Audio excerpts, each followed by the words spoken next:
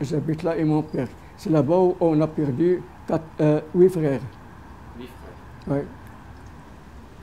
Vous êtes né en quelle année? J'ai né en 1930,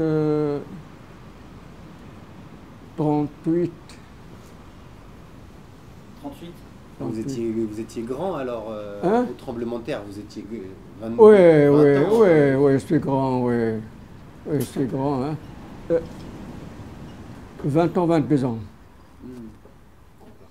Avant le tremblement de terre, à 11h30, 11h30 de nuit, 11h30, j'ai de la chance, j'ai quitté ma maison.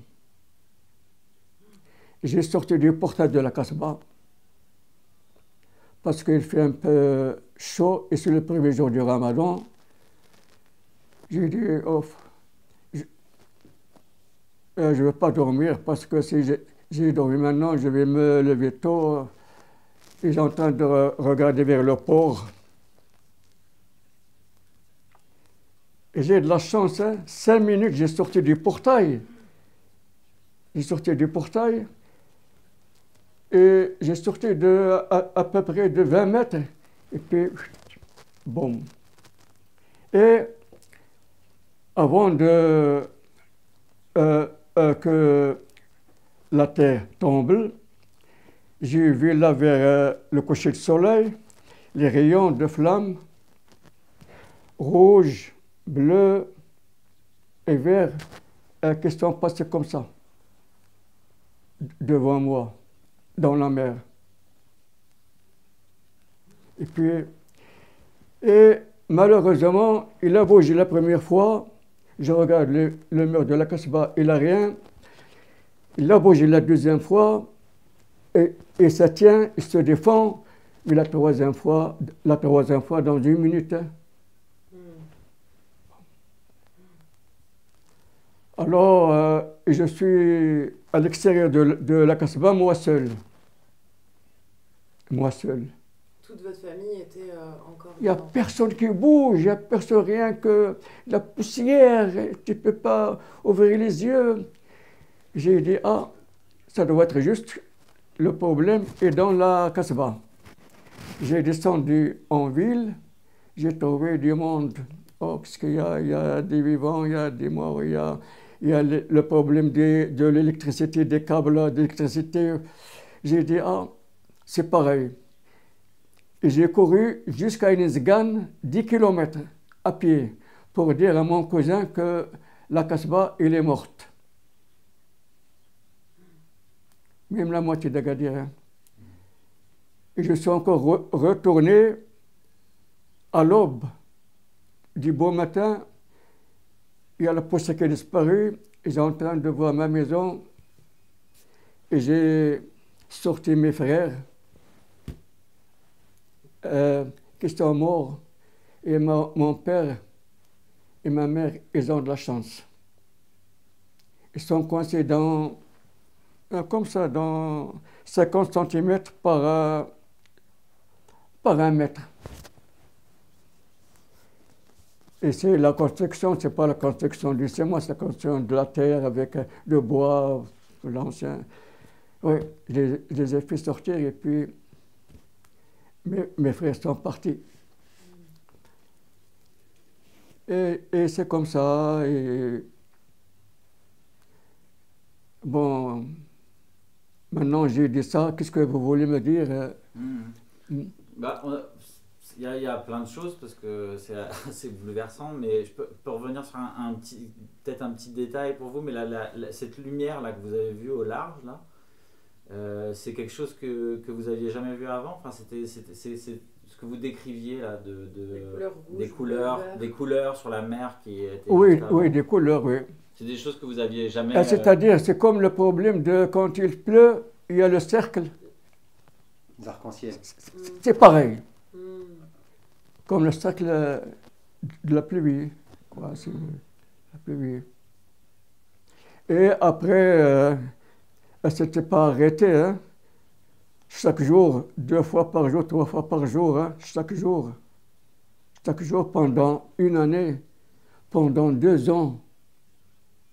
Parce que quand j'ai travaillé la menuiserie après, j'ai des clients français qui sont venus pour travailler là à Agadir. Alors on est en train de discuter. Voilà, comme ça maintenant dans la maison. Et puis j'ai en train de raconter comment. Et puis tout de suite, chez eux, boum, il y a une porte-vitrine qui est craquée. À la minute. Hein. Voilà. Et puis on suspend. Ouais. 2 ans. Et même encore, hein, aujourd'hui, hein, ça bouge parce qu'on ne le sent pas. Mais moi, je sais que ça bouge. Dans des maisons à Agadir qui sont céramiques, parce que le céramique, lui, il est très dur. Quand ça bouge, il s'éclate. J'ai vu plusieurs maisons qui ont le problème. Maintenant. Ça bouge, mais faible. Et puis, dans l'époque, il n'y a pas de matériel, il n'y a pas de véhicule, il n'y a pas de bruit, il n'y a rien du tout. On ne sent rien. Mais maintenant, tu sais, il y a les véhicules qui passent devant les maisons, tu vis de son. Mais ça bouge toujours ça bouge. Hein. Toujours ça bouge. Si vous voulez que je vous explique comment on le sent dans le sol. Bon. Par exemple, la bascule du poids lourd, la bascule des camions, du port. Bon, quand tu te mets dans la bascule, ça bouge comme ça. C'est normal. Ah ben, c'est comme ça la terre aussi. Comme ça. C'est que maintenant, la construction maintenant d'Agadir, c'est le plus cher au Maroc. Parce que antisismique. Ouais. Rien qu'avec du béton armé, du ciment et tout. On a juste c'est ça descend. Si la terre s'ouvre et puis on tombe, on ne sait pas. Il y avait un restaurant là, juste à la plage d'Agadir, un restaurant. Bon, tu peux aller au restaurant à la marée basse. Tu peux aller à la marée basse, mais si tu es pressé, il faut que tu sors dans une demi-heure. La mer monte et tu es dans une petite île. Tu attends encore la marée basse. Il est en béton armé avec 4 pieds comme ça, monté de 4 mètres dans la mer. Mais quand la marée est basse, tu vois de l'eau qui passe à côté des tables. Ça fait beau. Celui qui était rond, Et il est rond. il n'est pas tombé, il n'est pas cassé, mais il y a ses pieds qui sont enfoncés dans le sable. Ok. Il s'appelait comment ce restaurant? C'était pas la réserve?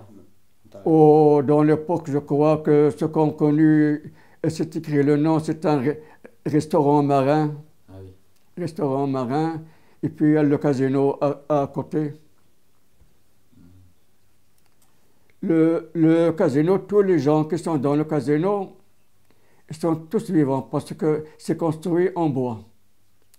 Et le jour d'après, Ouais. c'est pire. Vraiment pire. Parce que tout le monde a perdu la moitié de la famille. Ouais. Et ceux qui n'ont pas perdu aucun, où ils vont y aller?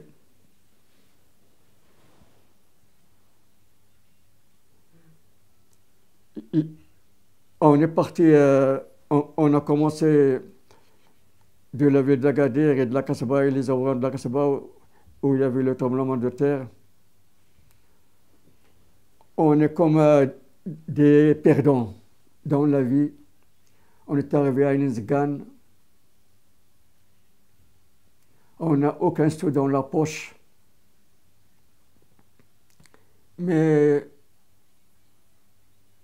Mais quand même, j'ai de la chance. Mon père, dans l'époque, il travaillait à la 7e. La CTM, ça existe encore maintenant. La société française avant, maintenant je crois que c'est anglaise. La CTM, transport. Bon, quand même, ils nous donnent des aides. Et dans la nuit du tremblement de terre, quand le soleil s'élève, on voit des bateaux militaires dans la côte. Le premier bateau, c'est français. C'est-à-dire le ravitaillement du pain, du fromage et tout. Et après, les Américains. Je crois que cela que j'ai vu dans l'époque, on ne parle pas des voisins, des Espagnols, ni les Portugais, parce qu'ils sont aussi pauvres plus que nous. Et puis, nous, à la Casbah, quand il y a quelqu'un, il y a des pauvres qui sont montés à la Casbah, on a la mosquée grande, on le fait rentrer chez l'imam de la mosquée, il mange, parce que dans l'époque, la mosquée, il y a toujours de quoi manger. Il y a toujours du couscous. Toujours. Les pauvres, ils mangent, quelqu'un du passage, il mange.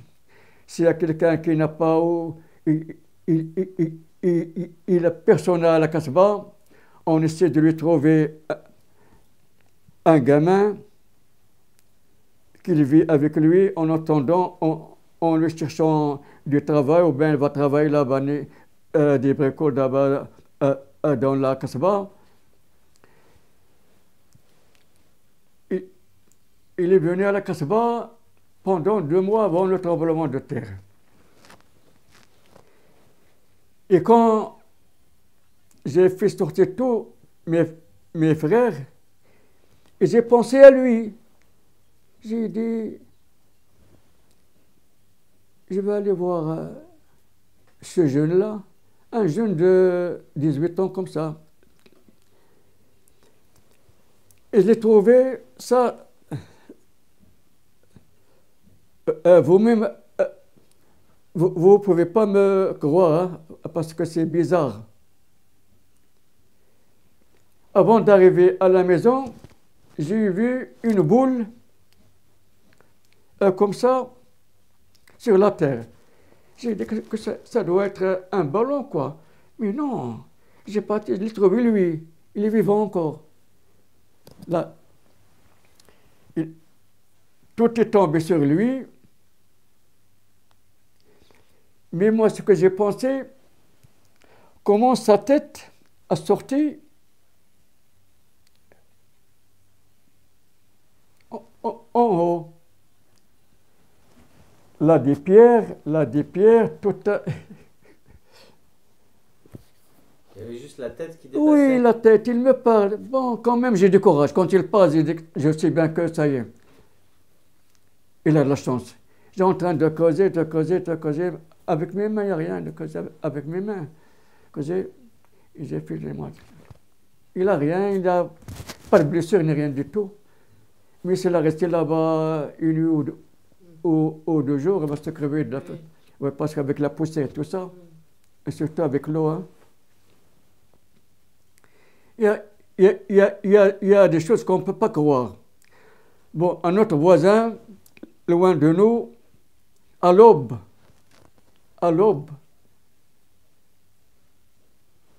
on a trouvé leur lit à l'extérieur de la maison. Leur lit à l'extérieur de la maison. Dormir, hein? Dormir. Il commence à faire jour, hein? Dormir. Je vais bouger. Est-ce qu'ils sont vivants, ils sont morts, ils sont vivants. Mais c'est pas ça. Comment ils ont fait? Comment ce lit-là est sorti de la maison? Si on mesure la porte de la maison, il ne fait pas plus d'1 mètre. Il ne fait pas plus d'1 mètre. Mais comment ce lit s'est déplacé à l'extérieur de la maison d'1 mètre. D'1 mètre. Ils n'ont rien senti. Hein. Ils dormaient encore? Non. Hein? Ils dormaient? Dormaient. Il y a des choses incroyables. Vraiment vrai, mais incroyables.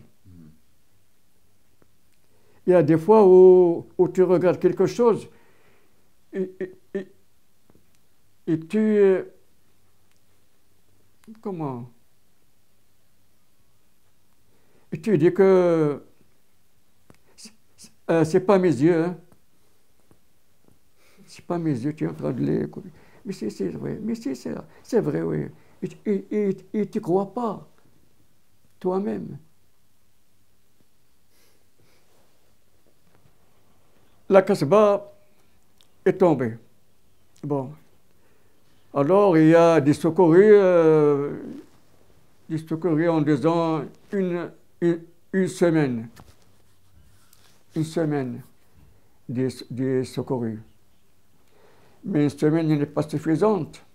Si on veut se débarrasser, parce que dans l'époque, il y a des survivants par terre, tu vois des mains qui sont sorties dans les décombres, tu vois des pieds, tu vois quand même une trace qu'il y a quelqu'un ici. Alors, ils ont enlevé tout ce qui est en haut, mais le reste des maisons, ils ont tout dégagé. Il y a encore des survivants. Maintenant, ils ont dit qu'ils ont nettoyé, ils ont trouvé encore des os et tout ça, ils ont trouvé même... il m'a dit, un gamin, pas moi j'ai rien vu, il m'a dit qu'ils ont trouvé une maison avec tout ce qu'il y a là-dedans, il n'a pas bougé. Bon, ça doit être que cette maison-là, les habitants, ils ont de la chance, ils sont sortis, ils ont laissé. Mais il y a des familles qui sont tombées, ils veulent rien qu'un seul trou pour respirer. Ils n'ont pas trouvé. Ils n'ont pas trouvé. De toute façon, ce qu'on sent, c'est qu'on sent beaucoup et ça fait mal au cœur, ce qu'on avait perdu comme famille, comme argent. Il y a des gens qui sont riches, ils sont sortis aucun sou dans la poche. C'est-à-dire, dans l'époque, on est riche, mais il n'y a pas beaucoup de banques. Les gens, dans l'époque, c'est dans leur maison. Tout est parti. Il est devenu misérable. On a... je parle de ma famille, moi. On a resté 3 mois dans les tentes. Et puis la société, 7e, nous a fait des chalets. D'accord. Ils nous ont fait des chalets, je suis fait 2. Hein. Ils ont fait à tous les ouvriers de la société des chalets. Des chalets d'une surface de 100 mètres carrés. Qu'est-ce qu'on veut encore? Avec de l'eau et tout. C'était où? Hein? C'était où dans la ville? Bon, c'était où? Au centre-ville. Si vous connaissez le quartier industriel, l'église Sainte-Anne.